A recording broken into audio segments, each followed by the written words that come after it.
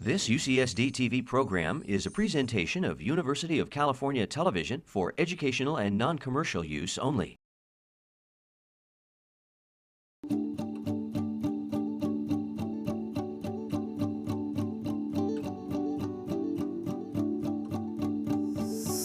The Center for Community Wellbeing is new as an entity. It was just established this year. But it goes back, the history goes back many, many years.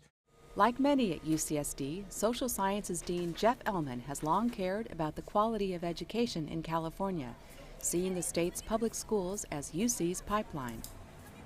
After launching the Preuss School on the UCSD campus 11 years ago, that's the successful college prep school for low-income but highly motivated students, educators at UCSD turned their attention to community schools, among them Gompers in the southeastern neighborhood of Choice View, then a low-performing middle school, and now, like Preuss, a college prep charter school in partnership with UCSD.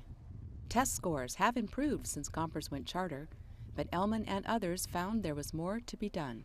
I had a discussion with Bud Meehan, who has headed that effort, and Mike Cole, and they said they had come to realize through discussion with parents that what happens in the classroom is not just a function of the things that occur within the school boundaries. There are other factors in students' lives: neighborhood safety, the health, both physical and mental, of students, whether or not there are good job opportunities in the neighborhood. And we're trying to expand our work into each of those areas. This led to what has now become the Center for Community Wellbeing. It's a holistic approach. It recognizes that in order to improve the life chances, the opportunities for students, even if one is focused mainly on education, you have to recognize that there's a very complicated network of forces, and you can't simply address one of the factors that participates in that network. You've got to look at all of them. So we've reached out and found colleagues who bring research expertise and a general commitment, and they come from a wide spectrum of the campus. The social sciences. We have people from Jacobs School of Engineering who, and Cal IT too, who, although they have an engineering expertise, and it's deep and profound, recognize that there aren't technical solutions to the issues that we're talking about. It turns out there are lots of projects going on in these communities that have been disconnected. So one of the things we're trying to do is provide some glue and coordination. In addition to that, we've been involving our students, because we believe, and I think the research shows, that students who experience what they're learning directly have an enhanced understanding of the content that they're engaged in. What are some of the issues related to graduation rates for the different groups? In this CCW-affiliated class, Rafael Hernandez teaches undergraduates how to be effective tutors, lessons that Alyssa Vasquez applies at Gompers. Good afternoon, Ms. Vasquez. CCW chooses to work with partners in Southeastern San Diego for a very particular reason. We do not want to be in the position from the university, especially the big university on the Hill, of imposing our will or imposing our concerns on a community.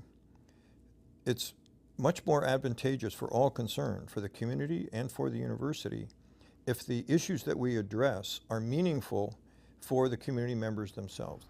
A partnership with Project Safe Way, a volunteer group that patrols streets near area schools, led to the CCW's first community market, offering free food and clothing to local residents.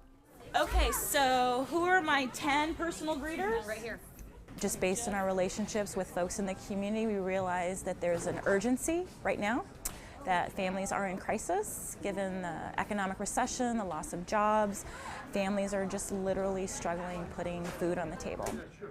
Almost all the kids who live in this area qualify for food assistance at school, free lunches at school. If they're not going to school, no free lunch. So then the families who themselves are pushed for just providing clothing and food for their kids and themselves, they don't have that extra resource that the school would regularly bring them. There are real questions about how best to strategically try to improve the situation. That's where the role that we play as a university comes in. So in addition to trying to intervene and help provide social service. We're not a social service agency, although we'd like to be able to think that we do contribute. We're also a research university. Ready? Are you ready? You tell me you're ready. For Michael Cole, a professor in communication who studies human cognition, his primary research location is the Town and Country Learning Center, based in a public housing complex in Mountain View. Here, Cole oversees undergraduate and graduate students as they work with community members on finding effective ways to use technology in settings like this to improve learning, a partnership that has impressed its director, Beverly Anderson. It's been wonderful. We both have the same goal in mind, and that was to help the kids to have proper assistance with their homework, as well as social support and help with other things other than just doing the homework. And in the next room, students can work on projects with UCSD engineering students under the guidance of Srinivas Sukumar. One that brings special pride is this, a kid-friendly 9-screen video wall. As we looked at what the children's needs are in this particular community, this is a walled-off community. There's a lot of gangs, gang activity, and also drug activity and so on. So families don't feel comfortable letting their children go and wander around in the neighborhood. So one of the ideas is that we would want to use this particular display as a window into the world.